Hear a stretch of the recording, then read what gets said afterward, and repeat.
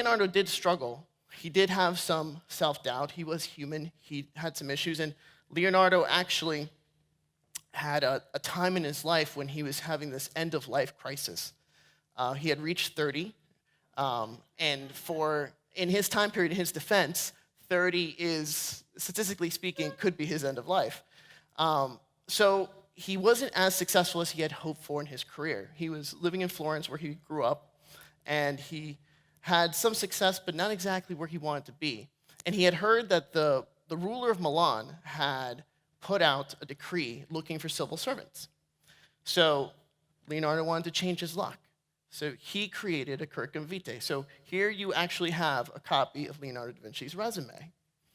And in this resume, he wrote 10 paragraphs of all the things that he thought he could do, of what a civil servant or should be doing, what a ruler of a city-state would be interested to hire him on.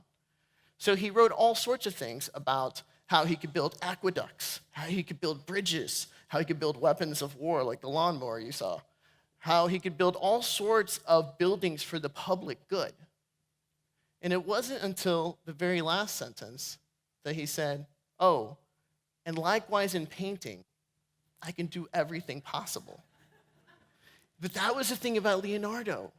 It's the fact that he didn't see himself as just one thing. He was unbound, limitless. And you can see this, how his thought process would go from one thing to another, how he wanted to learn everything possible, how he viewed himself not just an engineer, not just as a scientist, not just as a humanitarian, not just as an artist, but he viewed himself as both at the same time.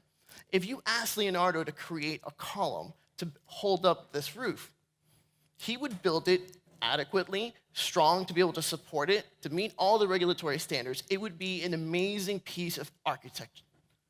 But at the same time, it would equally be a beautiful piece of art. He had no distinction when he was creating something. And you can see that I took one page out of his sketchbooks. And you can see how this symbiosis of both the art and the science at the same time. At the very top, there's a sketch of a very famous painting of his, but it's kind of rudimentary. Can anybody make out what it is? Okay, everybody can make out what it is. All right, so yes, it's the Last Supper. So there's the Last Supper at the very top of the page, and then right underneath that, there's the squaring of a circle. I didn't ask you that one. And then underneath that is mirror script writing. So for those of you who don't know, mirror script writing was something that Leonardo used so that he could keep his secrets away from people in case he lost his sketchbooks or something of that nature. So he would actually use a mirror and write as he looked in the mirror. That way it was the exact reflection of what he actually was writing. But this was the unique thing about Leonardo, that he could go from one to the other. And it's the fact that he lived with the ability to be anything. And sometimes we lose that. We lose the thought process that we are capable of anything. And we get caught up in that we are just one thing.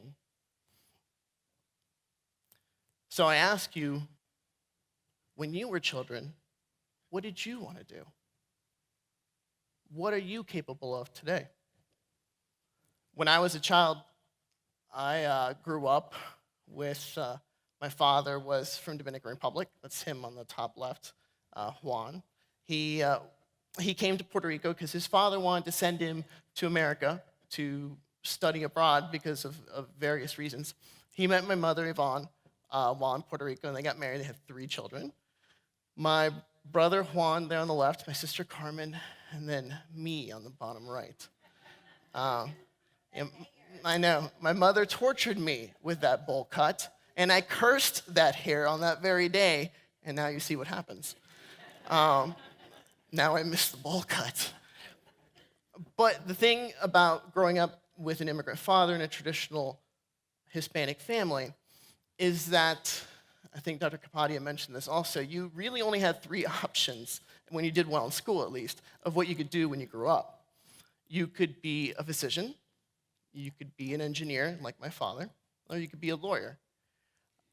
however, now my parents tell a different story, but I can only tell it the way I remember it. So I, however, wanted to be a thespian.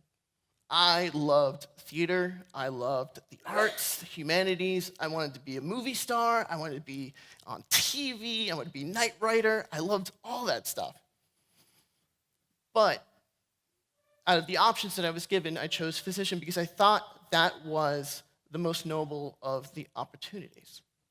But the thing was that I felt like my life was very predetermined, very predestined, that I had no options, that my sense of wonder was kind of snuffed out.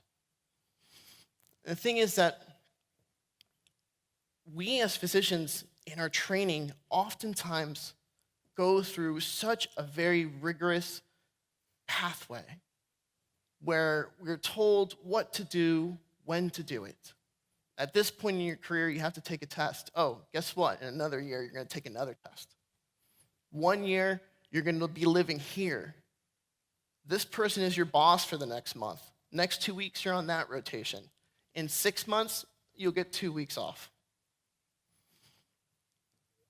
We are constantly being told these are the boxes you have to check. These are the hoops you have to jump through. And that could be very stifling, very difficult to get out of that. Leonardo, however, he came from a very different situation. He was the illegitimate son of a notary, born outside of Florence. And it was this fateful act, the fact that he was born out of wedlock, that allowed us to have the master in Leonardo that we know today.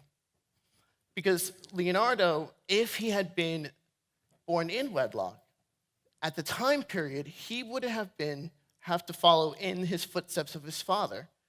So instead of having Leonardo da Vinci, master painter, master inventor, we would have Leo, the notary. And I wouldn't be up here talking to you about him today. So interesting the way life is. But it was this fact that he had to teach himself. He was self-taught. He was able to seek out his own path that allowed him to study everything that he wanted to aspire to be, that allowed him to never have one singular identity, that allowed him to study the sciences he wanted to, how he wanted to, as in depth as he wanted to, and the arts that he wanted to.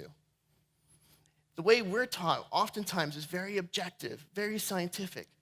Leonardo had the capability to be free in both the arts and the sciences and to strengthen one with the other so that anytime he faced a challenge, he could view it through the objective lens of science and the subjective lens of art.